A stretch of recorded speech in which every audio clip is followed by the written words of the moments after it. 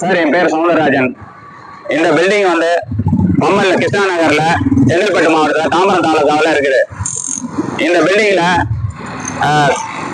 Councillor கணவர், திமுக councillor கணவர் ரம்யா சத்யபிரபுவோட கணவர் வந்து சத்யபிரபு இங்க வந்து தண்ணீர் பந்தல் அமைச்சாரு. அதுக்கு நான் வந்து தொடர்ந்து 3 வருஷமா நான் அப்ஜெக்ஷன் தெரிவிச்சுக்கிறேன். அந்த காரணமா காட்டி அதை பழி வாங்குற எண்ணத்துல இங்க பஸ் ஸ்டாண்ட் எடுத்து வந்து போட்டுட்டு இவ்வளவு நீளத்துக்கு 30 அடிக்கு 5 அடி அகலமா 30 அடி நீட்டம் போட்டு என்னோட போக்குவரத்தையே பாதிக்கிற அளவுக்கு பண்ணிட்டாங்க. பஸ் ஸ்டாண்டு வேணா அங்க ஏற்கனவே இருக்குது, அதுலயே பண்ணலாம்.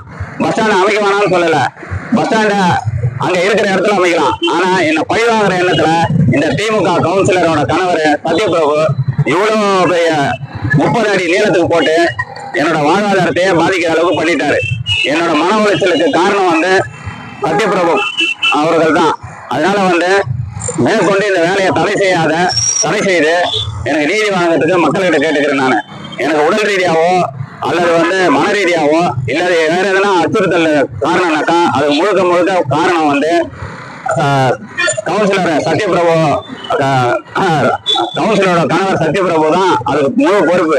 இந்த கிருஷ்ணா நகர் சந்திப்புல பாத்தீங்கன்னா இங்க இருந்து பாத்தீங்கன்னாக்கா 10 அடியில ஒரு பஸ் ஸ்டாப் இருக்கு, நிறைய இடம் இருக்கு. ஆனா இங்கெல்லாம் பஸ் ஸ்டாப் கட்டாம இந்த பில்டிங் வாசப்படியில போற வரத்து ஏதாவது லோடு ஏற்றி இறக்கிறது கூட வழி இல்லாம ஒரு பஸ் ஸ்டாப் கட்டுறாங்கன்னா அது என்ன விஷயமா இருக்கும்னு நினைக்கிறீங்க?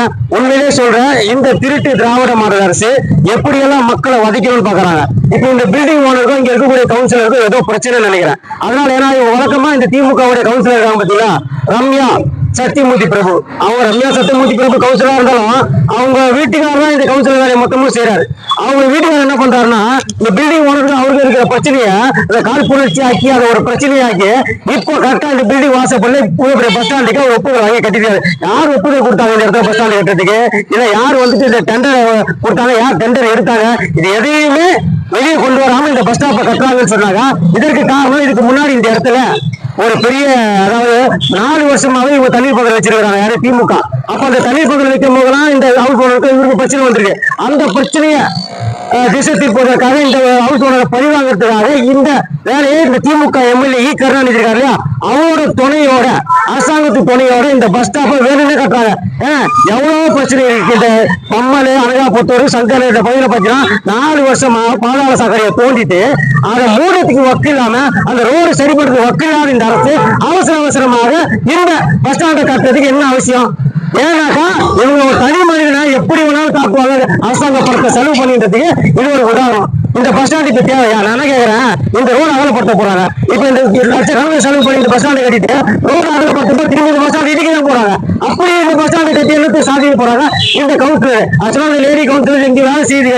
இந்த ஏரியாவை பொறுத்த வரைக்கும் பாத்தீங்கன்னாக்கா அடுத்த முறை திமுக எம்எல்ஏ இங்க நின்னா ஒரு தோல்வி வர மாத்திக்கிறது கிடையாது. ஏன்னா இந்த மாதிரி அடுத்தவங்க வைத்தறிச்சல்ல ஒரு பஸ் ஸ்டாண்டை கட்டி அடுத்த வைத்தறிச்சல்ல ஒரு பஸ் ஸ்டாண்டை கட்டி மக்களுக்கு தர்மம் செஞ்சு என்ன பண்ண போறாங்க?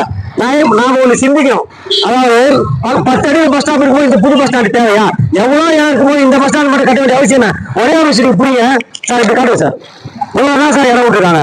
இவ்வளவு பேர் சூப்பர் மார்க்கெட் இருக்கு, இவ்வளவு பேர் சூப்பர் மார்க்கெட் சரக்கு ஏற்றி இறக்கணும். இவ்வளவு வழி விட்டாங்க. ஏன் கவுன்சிலர் வீட்டு வாசப்பட கட்டிக்க வேண்டியதானே? கருணாநிதி வீட்டு வாசப்பட கட்டிக்க வேண்டியதானே? ஒரு முதலமைச்சர் வீட்டு வாசப்பட கட்டிக்க வேண்டியதானே?